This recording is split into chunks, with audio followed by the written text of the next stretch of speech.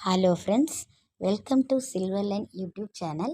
இன்றைக்கி நம்ம வீட்டில் என்ன லன்ச்சுன்னு பார்த்தீங்கன்னாக்கா, வீக்கெண்டு இந்த மாதிரி ஒரு வெரைட்டி ரைஸ் பண்ணலான்னு பிளான் பண்ணேன். பாருங்கள், இது வந்து புளி சாதம் பண்ணியிருக்கேன்.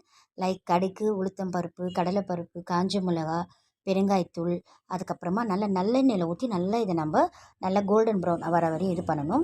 ஸோ அதுக்கப்புறமா நான் புளி தண்ணியை வந்து கரைச்சி நல்லா வடிகட்டி வச்சுருக்கேன். கொஞ்சம் சால்ட்டும் இதில் போட்டிருக்கேன். மஞ்சள் தூள் அதுக்கப்புறமா தான் போட்டேன். ஏன்னா அது வந்து கலர் சேஞ்ச் ஆகி கருகிட்ட மாதிரி ஆகிடும். பாருங்கள், புளி தண்ணி ஆட் பண்ணுறேன். அதுக்கப்புறமா இது வந்து நல்லா அது அப்படியே நல்லா கொதித்து அந்த எண்ணெய் வந்து மேலே மிதந்து வரணும். அதுக்கப்புறமா தான் நம்ம வந்து இதை ஆஃப் பண்ணணும். அதுக்கு முன்னாடி பாருங்கள், ரைஸ் வெந்துட்டுருக்கு. அது வந்து புழுங்கல் அரிசி தான். அதுக்கப்புறமா இந்த ஒரு ட்ரை ரோஸ்ட் பண்ணுறேன் பாருங்கள். 2 வெந்தயம், தனியா அண்டு காஞ்ச மிளகா சும்மா ட்ரை ரோஸ்ட் பண்ணியிருக்கேன். இங்கே பாருங்கள், நம்ம சொன்ன மாதிரியே அந்த எண்ணெய் பிரிஞ்சு மேலே வருது. அழகாயிடுச்சுங்க. இப்போ நம்ம வந்து இதை சிம் பண்ணிக்கணும். அப்போ பச்சை கருவேப்பிலை போட்டால் நல்லா வாசனையாக இருக்கும்.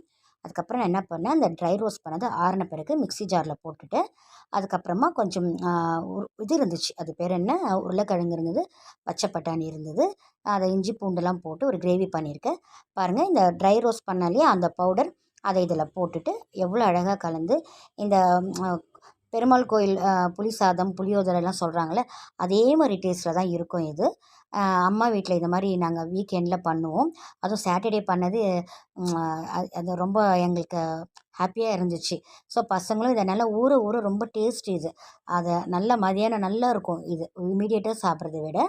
பாருங்கள், உருளைக்கிழங்கு, பச்சை பட்டாணிலாம் போட்டு சோம்பு, இஞ்சி பூண்டெல்லாம் போட்டிருக்கேன். அதுக்கப்புறம் வாட்டர்மெலன் கொஞ்சம் இருந்தது.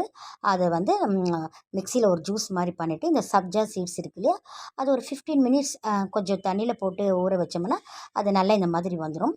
இப்போ இந்த சம்மருக்கு வந்து இதை மாதிரி நம்ம சாப்பிட்டோம்னா ஹெல்த்துக்கு ரொம்ப நல்லது, பாடியை கூல் பண்ணும்.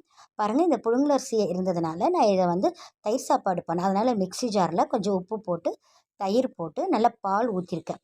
ஊற்றிட்டு அதை வந்து நம்ம நல்லா ஒரு மிக்சியில் ஒரு அடி அடித்தோம்னாக்கா தயிர் சாப்பாடு நல்லாயிருக்கும். பாருங்கள், அதுக்கப்புறமா இந்த கொஞ்சம் மாதுளம் பழம் போட்டிருக்கேன். இதெல்லாம் போட்டு தயிர் சாப்பாடு ரெடி பண்ணிட்டேன். மேங்கோலாம் போட்டுட்டு. தேங்க்ஸ் ஃபார் வாட்சிங்.